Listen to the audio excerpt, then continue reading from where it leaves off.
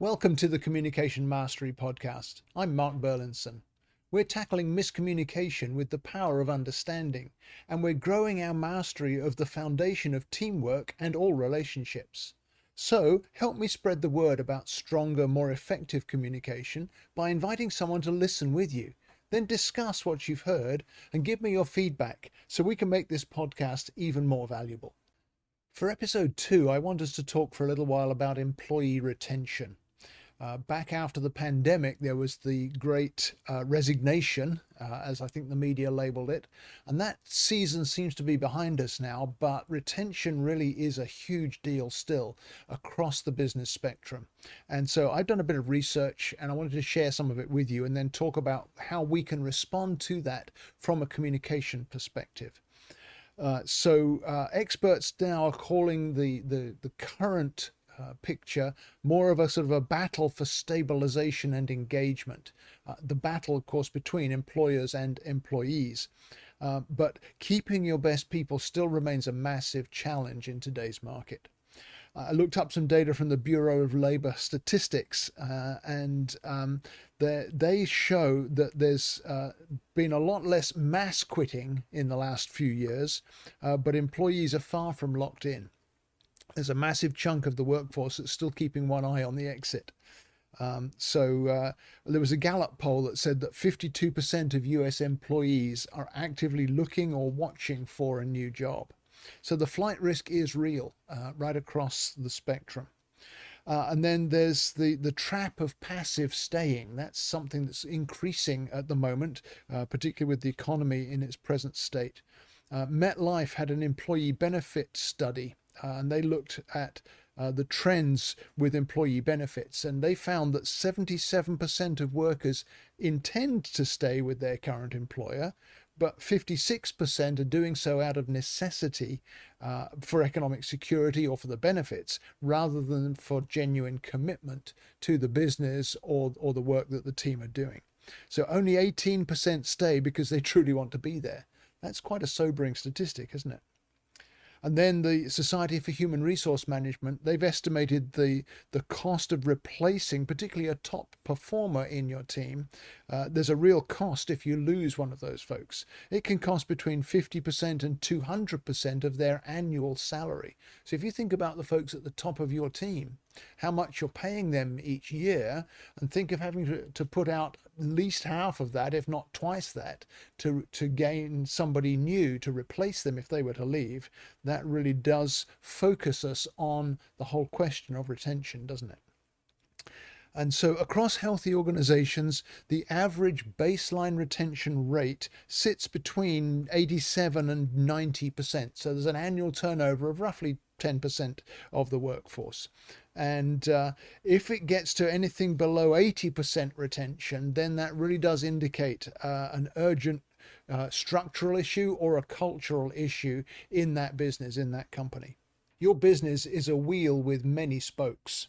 There's leadership, there's management, there's customer relations, there's marketing, and communication is the hub that makes the wheel turn. So, oil the wheel of your business by focusing on communication IQ. Strengthen collaboration and provide exceptional customer support, boost sales performance, and even facilitate effective learning. Download my free guide today to understand what is causing your team to misunderstand each other. It's called 3 Hidden Reasons Why Your Team Keep Misunderstanding Each Other and How to Fix It. The link's in the information for this episode, so download it today and let's get your business moving forward faster and without misunderstanding. So those are the key statistics that got me thinking about all of this. Now let's talk about some of the reasons for losing some of our best employees. Because when top performers quit, it's rarely an impulsive decision. They don't just on a whim say, oh, I've had enough of this and leave. Most employees enter into what the experts call a pre-turnover state. They're quietly disengaging before resigning. Workforce research highlights there are several primary drivers behind their departures. And the first is stagnant career growth and stagnant upskilling. So this is consistently the number one structural driver for losing top talent. high performers, they're ambitious, and if they feel they've outgrown a role, or that advancement conversations are really met with vague promises, there isn't a clear path forward for them, then they're going to leave. They'll find something else where there's a greater opportunity. So 85% of employees cited a lack of career progression as their top reason for leaving. So that whole succession and promotion pipeline within your business is an important thing to look at. Conversely, LinkedIn found that workers who made an internal career move have a 75% likelihood of staying with that company, compared to just 56% for those who stayed in the same role. So if there's the opportunity to progress within the company, to gain promotion or to find new challenges without leaving, that's the best path for retaining top talent. Second reason that top performers tend to leave is because of bad management and lack of support. That's that adage, isn't there, that people leave managers, not companies. And that remains entirely true. Gallup researched this, and they found that managers accounted for 70% of the variance in team engagement. So high potential talent's going to tolerate a high workload long before they'll tolerate an empathetic or a lack of empathy or unaccountability or a micromanaging supervisor. Any of those kind of dynamics where they're being oppressively managed or without skill, then that's going to cause them to want to leave. Bad management, lack of support, a key reason why top performers leave. The third reason is if there's a toxic culture or burnout within the team or within the company. So mental fatigue has been causing massive attrition, certainly in some fields. It's not really just AI causing people to lose their jobs. They're actually feeling overloaded. The Monster, the website people, they found that about 80% of workers described their workplaces as toxic in some way, primarily citing poor leadership and poor communication. I said there was going to be a communication angle to this, didn't I?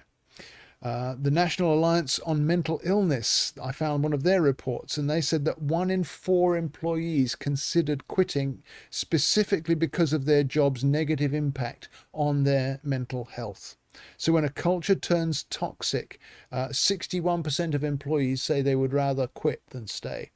So paying attention to the culture, paying attention to mental fatigue and those kind of intangible issues that can be so helped by clear communication is a very important part of retaining top talent. A fourth area is when there are rigid return to office mandates. Obviously, there was a lot of remote work came in during the pandemic, but flexibility is no longer a perk in the business world. It's really a baseline expectation. If there's a rigid return to office mandate, then many employees feel that the policy is less about productivity and more about control. In other words, the company is saying, we don't trust you to do good work remotely. You have to be here in the office where we can keep a strict eye on you. And about 52% of employees reported that flexible work policies directly dictated whether they would stay at an organization or not. And then the final thing that causes top performers to leave would be if their compensation is outpaced or their recognition is ghosted, because platforms like LinkedIn have made salary comparisons almost transparent these days. And your best employees know exactly what their skills can command on the open market. And so if the wages are falling behind, the compensation packages are not keeping up with the rest of the market, with the competition, then that's going to cause them to feel undervalued, and that's going to make it more likely that a top performer will leave. Likewise, if we don't recognize when there's an outsized contribution, somebody's done an extra, given extra effort or given an extra needs extra recognition, rather, that's going to cause them to feel invisible, that their effort wasn't appreciated. And that, again, is a very important factor in the way that we manage top performers. So top performers are not staying for a paycheck alone. That's the key takeaway here. They're staying for growth, they're staying for autonomy, and they're staying for a supportive environment.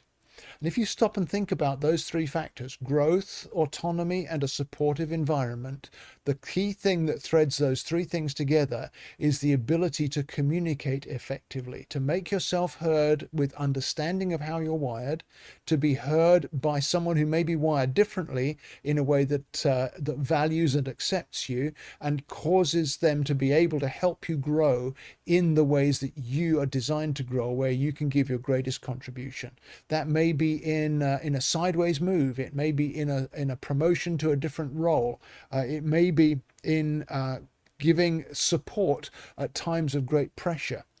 But knowing how to do that through the communication IQ process is going to be one of the key ways that we can ensure that top performers feel valued, top performers feel like they have potential within the company, and saves the company from having to put out up to 200% of that person's salary to replace them if they leave. So it's low cost, high impact cultural change to focus on communication, making internal pipelines clearer, coaching managers better so that they don't overmanage or micromanage, but also they don't ghost their teams. And then active recognition in a way that the employee can receive it as true recognition and not just some token certificate. So those things are all threaded together by the communication skills that we learn. So I want to encourage you to download my free guide from my website, because that will help you to see where these factors can be addressed in your setting. And I'd be glad to have a call with you to look at what would be your first steps forward to communication mastery for your business. So go to my website at markberlinson.com and download the free guide using the free guide link at the top of the page. That's it for this week. I hope it's been helpful to you. See you again next week. I'm glad you've listened to today's podcast, and I trust that you're growing your communication mastery for the sake of your business and the sake of our community.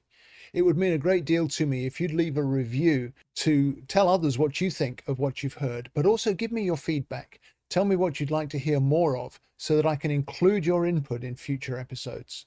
I respond personally to every review and every comment, so please go today to your podcast platform and leave me a review, and I'll see you for the next episode. Thank you so much.